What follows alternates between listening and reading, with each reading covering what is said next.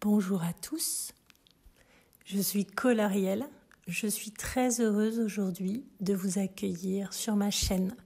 Bienvenue à tous mes abonnés et à ceux qui passent, qui sont attirés vers cette capsule pour pouvoir prendre soin d'eux et optimiser le mieux-être dans vos vies. Comme je le dis toujours, faites briller vos belles couleurs au maximum et pour ça, tentez de se dire que se tourner vers tout ce qui est positif, porteur, joyeux, constructif, bienveillant, paisible est la chose la plus utile qui puisse se mettre en place dans toutes vos visualisations, vos tableaux, vos vœux, vos souhaits.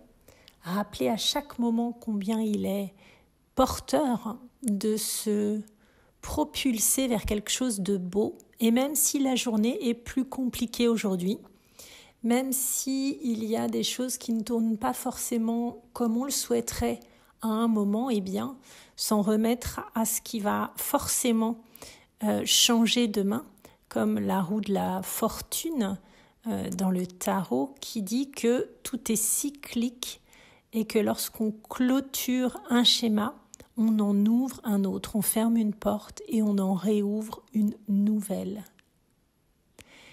Voilà, envie de partager avec vous la stabilité émotionnelle recherchée, c'est forcément ce qui nous met en place de manière saine, équilibrée, stable, face à ce qui se passe. Et il n'y a pas de plus beau cadeau que de rayonner de cette manière, quoi qu'il arrive. Car non, on ne changera pas ce qui se passe. Il y aura toujours des événements extérieurs qui se produiront, qui auront plus ou moins d'impact sur nous, qui pourront nous déstabiliser, nous remettre dans des doutes ou des peurs, ou au contraire nous apporter une extrême joie. La vie n'est pas une ligne plate, classique. La vie est pleine de surprises et la grande capacité à s'adapter à tout ça, c'est de garder une fluidité dans vos appuis. Et moi qui fais du Qigong et du Tai Chi Chuan, c'est-à-dire des sports de combat mais en méthode douce, ce que j'ai appris et découvert, étant donné que j'ai une quinzaine d'années de danse classique au départ à mon actif, je me suis rendu compte que quand on a les jambes toutes droites et qu'on est comme un I, on est dans la tension nerveuse et ça donne une grande fragilité. La crispation, la rigidité donne une fragilité de baguette en bois, de baguette de balsa. C'est-à-dire si quelqu'un en face nous fait un kick, où que ce soit, on va casser en 1000 morceaux.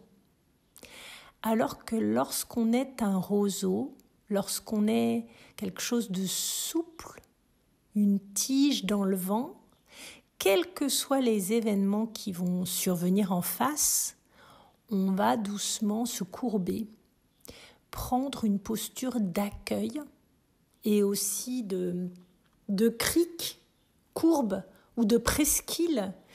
Alors, de presqu'île pour renvoyer ce qui ne nous appartient pas en disant « Ah non, c'est ton petit cadeau, tu te le gardes. Moi, je ne vais pas le prendre. » Comme dans ma parabole du Bouddha à qui on amène un cadeau empoisonné et qui va dire « Qu'est-ce qui se passe si je ne tends pas les bras pour prendre ton cadeau ?» Eh bien, tu repars avec, tu ne peux pas me le poser à terre, tu repars avec.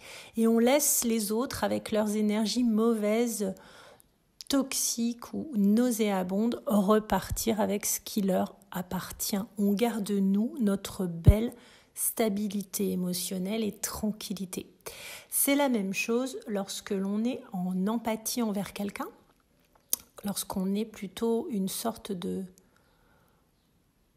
danse et qu'on accueille comme un C la difficulté de l'autre, on ne va pas lui dire écoute, oh là là mon Dieu mais quel malheur, absolument pas. N'abondez jamais dans le sens de quelque chose de difficile pour vous-même ou pour les autres. Ne vous dites pas pourquoi ça arrive, pourquoi ça m'arrive, pourquoi ça lui arrive.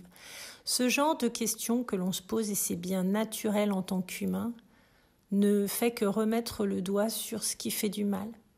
En vérité, si ça arrive, ça a du sens, toujours. Pour l'instant, je ne le comprends pas encore, mais bientôt, ça en aura davantage parce que ça m'illumine un endroit encore un peu gris, un peu triste, un peu moche, que je peux gérer autrement la prochaine fois, quand je serai mieux.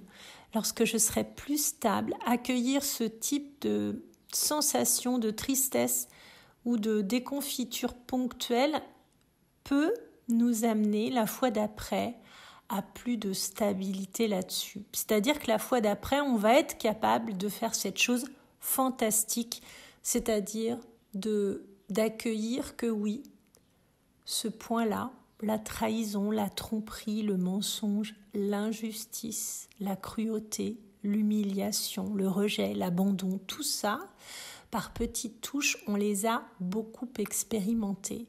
Ça reste quelque chose pour certaines de ces blessures et pour certains d'entre nous qui font encore un peu mal lorsqu'on les pointe par l'extérieur, par un événement, par une personne.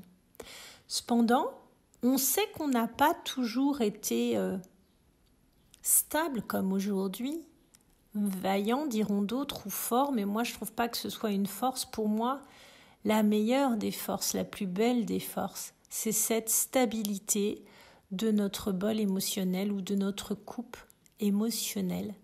En énergétique, ça m'arrive de mettre mes mains sur mon ventre en sentant comme un petit aquarium au niveau de mes viscères, de mes intestins. Et je me dis, c'est comme une coupe, un bol. Je les masse tout doucement pendant plusieurs respirations que je fais à fond, 3 ou 4 pour me vider de ce qui peut me déranger, de ce qui peut être amer, de ce qui peut être acide et faire place à de l'accueil et du bien-être, du mieux-être.